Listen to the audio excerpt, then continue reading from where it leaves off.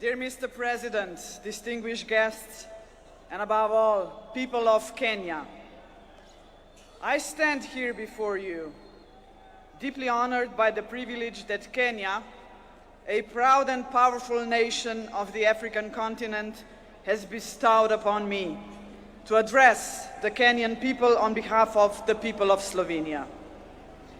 I stand before you, humbled yet proud of how warmly Slovenia has been received and of our shared desire to see the cooperation between our two countries flourish. The Kenyan people wrote a pivotal chapter in history. Madaraka Day, the day Kenya gained the freedom of self-government, marked the day Kenya finally secured. Madaraka Day, the day Kenya gained the freedom of self-government, marked the day Kenya finally secured the right to shape its future. An arduous journey came to an end. The days when foreign settlers drove the Kenyan population from fertile land and forced them into poorly paid labor are long gone, but they will never be forgotten. For the struggle for the independence was anything but easy, and it came at a heavy cost. Of course, the Kenyan people know only too well that history is not just about facts. It is also about preserving and developing the fundamental values that ensure the survival of a nation. Values that strengthen its identity and, above all, its unity. Jomo Kenyatta, the man who led Kenya to independence, recognized this.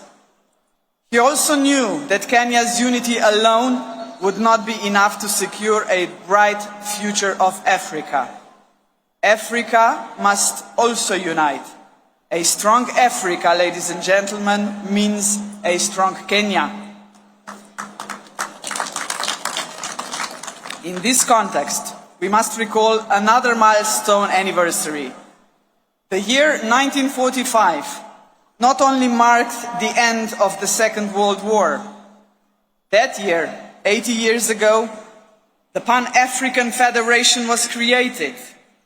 The founders of the Federation, including Jomo Kenyatta, sent a clear message to the world. 700 million people living under colonial rule and without rights had had enough. They demanded their place under the sun. One by one, the former colonies became sovereign and independent states, but the idea of African unity never faded, least of all in Kenya. What better proof of this vision than the most important project in African history to date, the creation of the African Continental Free Trade Area in 2018. Kenya was among the first countries to ratify the founding treaty. Mr. President, ladies and gentlemen, the lessons of the past shape our vision of the future. In the 1960s, the world experienced a wave of decolonization. Yet in many ways, colonialism, and if I may say so, a condescending attitude towards the newly independent states did not just cease to exist, but there was a way to build self-confidence and assert oneself on the world stage. My generation, ladies and gentlemen, grew up in former Yugoslavia. We still remember the non-aligned movement of the Cold War era, a large and respected group of countries, including Kenya, that defied the interests of the superpowers and former colonial powers. That spirit of non-alignment was vital then, and it remains relevant today. We live in a world where both old and emerging powers are yet again shaping the world before our eyes. All the rest of us, the smaller countries, must not just passively observe these developments.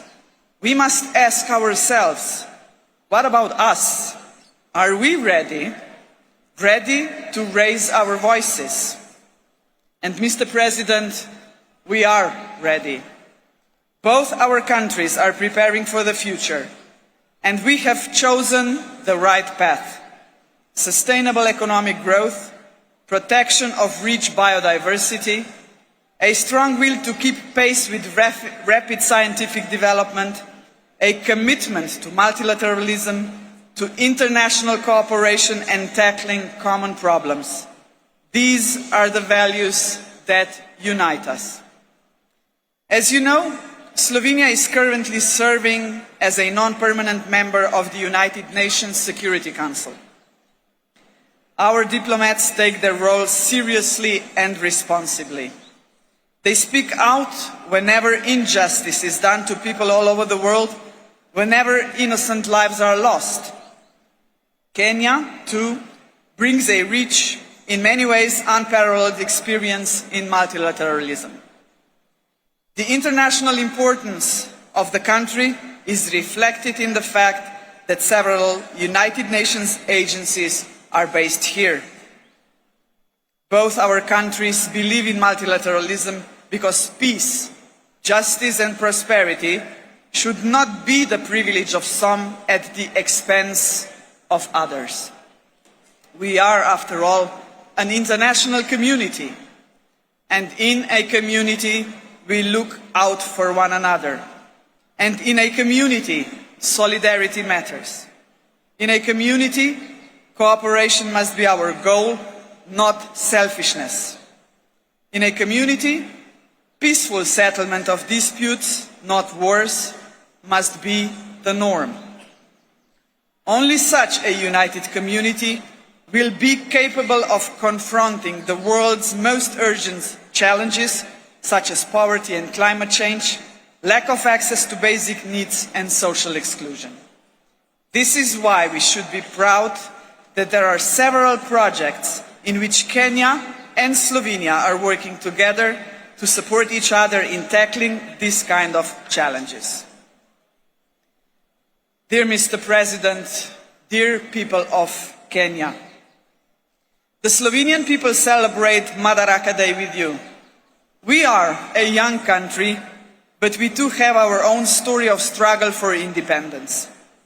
We celebrate with you because we are both proud and confident nations, nations that revere the past yet look firmly to the future.